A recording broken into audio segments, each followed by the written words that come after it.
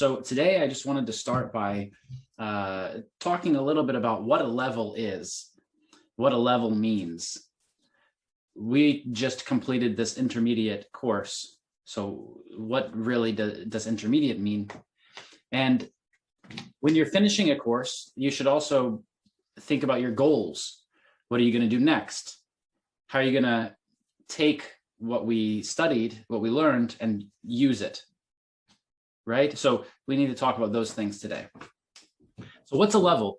A level is just a way for us to group together some ideas.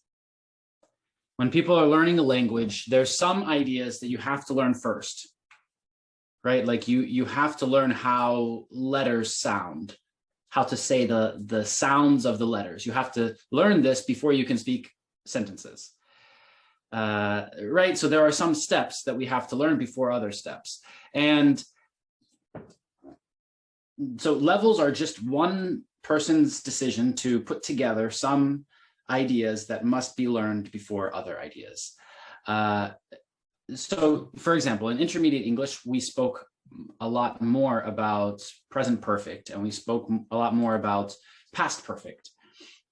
And that's because some difficult grammar concepts, difficult grammar ideas use that later, right? We must already know that before we can learn the next step.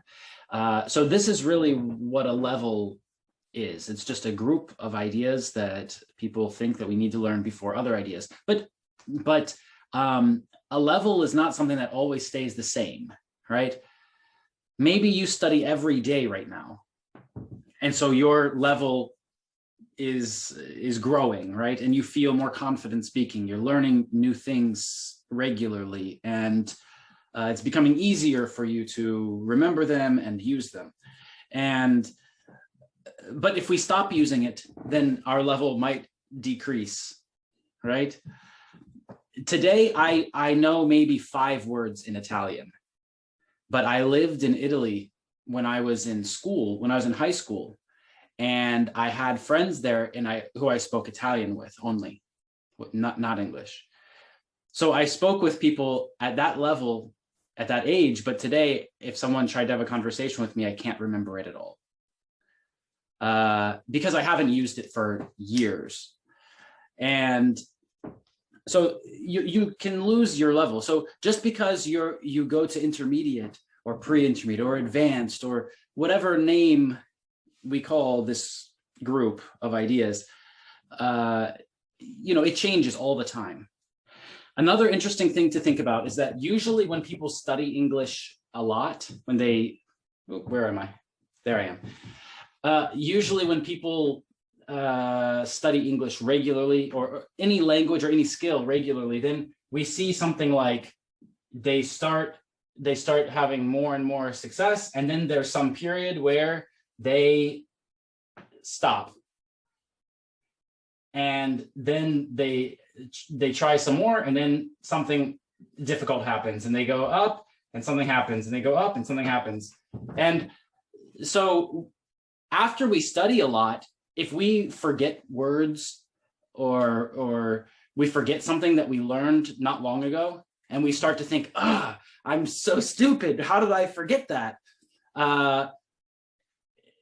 This doesn't mean that we stopped growing our level. We have to go down sometimes before we can go up more, right? So a level is not something that stays the same, and especially when we talk about intermediate. In all of my years teaching English, intermediate is always the level where some people many people are very different in this level. We can separate intermediate into maybe 3 parts also. So it's very big, and it doesn't matter that it's called intermediate. I had a school in Russia, an offline school, and sometimes students came to us from other schools and they'd say, I'm advanced in this school. And then they came to our school and we they had like a level test with a native speaker, and we would tell them like, we think you're elementary, or a very low level compared to a very high level. And so in different places, people have different ideas of what levels are, right? So the ideas of like intermediate, upper intermediate, advanced, beginner, these don't give us a lot of information. It's better for us to use some kind of number system, right? Like if you take an exam like the IELTS exam or the TOEFL exam, then you get a score, and this number represents something. And this is probably a better way to think about a level. But again, this level is about groups of ideas. Some people can answer those questions on a test very well, but when they speak, it's very difficult for them, right? So it's very difficult to say what exactly a level means. One thing is clear: it's not that important. Whatever we call the level, it's not so important. It's important to know that we are better than we were before, but it's not so important to know that somebody calls me a beginner and somebody calls me advanced, and right?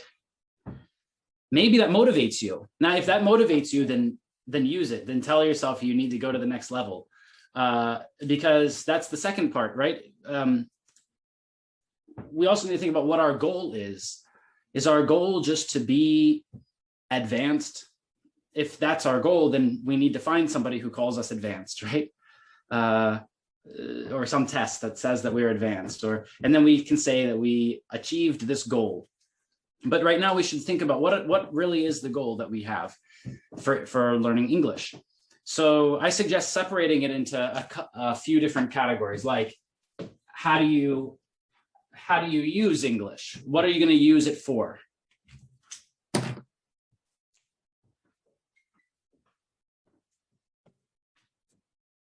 Right, this is actually a noun. A use.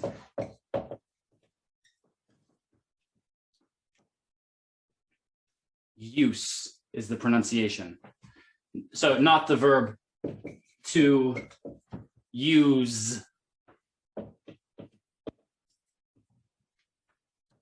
Right? We have the verb to use and noun a use. And it's a, not an, because the first sound here is y. The first sound is not oo. The first sound is y. So this is a consonant sound, not a vowel sound. A use. Right? So what is the main use for your English, right? You can have a goal about that. How am I going to use it more to get a result? You can also think of like, you can think of your weaknesses, where there's a part of English that you really don't know. And maybe it's connected to something that's important for you. For example, right now we are studying general English, right? But maybe you're a business person. I think Abdo said he was. So then, maybe one of your goals should be to study more specialized English for business. Maybe you travel a lot and you think, oh, it's important, if I need to go to a hospital, I need to know how to talk about my body and how to talk about injuries, right? So maybe we study more medical English. Or so you could set a goal like this about a different area of English, because there's a lot of different words in these areas that we don't usually speak about in general conversation, right? So when we go through a level or a course, there's usually some specific ideas, groups of ideas that we're focusing on, and we're trying to improve them. But now we need to use them in a real life situation so that we forget them less, and so that we have a way to practice them, right? So we need to think about this. How do we want to use English? Let's share some ideas about this.